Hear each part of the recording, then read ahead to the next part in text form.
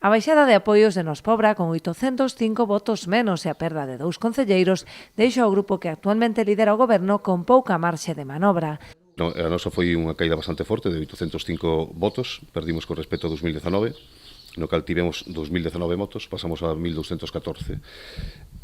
Non entendemos moi ben que foi o que pasou e porque a xente decidiu desta maneira retirarnos a súa confianza e seguiremos valorando, non? Que debemos cambiar na nosa forma de entender a política, si é que debemos cambiar algo, porque o mellor pois non consideramos que fixemos ben moitas cousas e a ciudadanía valora outras máis importantes. Nos Pobra non está aquí para simplemente limpar cunetas, sino que está para facer moitísimas máis cousas, non?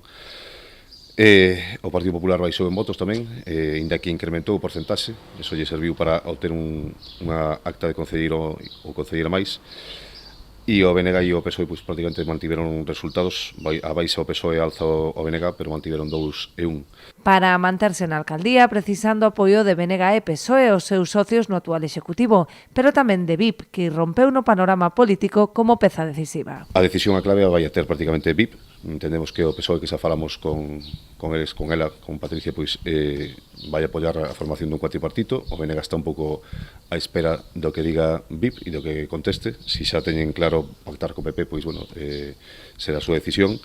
E se queren estudiar as posibilidades que nos lle podemos ofrecer dentro do goberno, pois, benvidos esa. Nos estamos, desde logo, abertos a propoñerlle entrar no goberno, formar parte dese cuatripartito se é que teñen interés, senón que apoyen a nosa candidatura igualmente. De non chegar a acordo, veciños independentes da Pobra poderían aliarse co PP para conformar un bipartito ou mesmo manterse na oposición, facilitando que goberne a lista máis votada, os populares con Manuel Durán á cabeza. A próxima semana Nos Pobra manterá unha xuntanza con representantes de BIP para coñecer a súa disposición.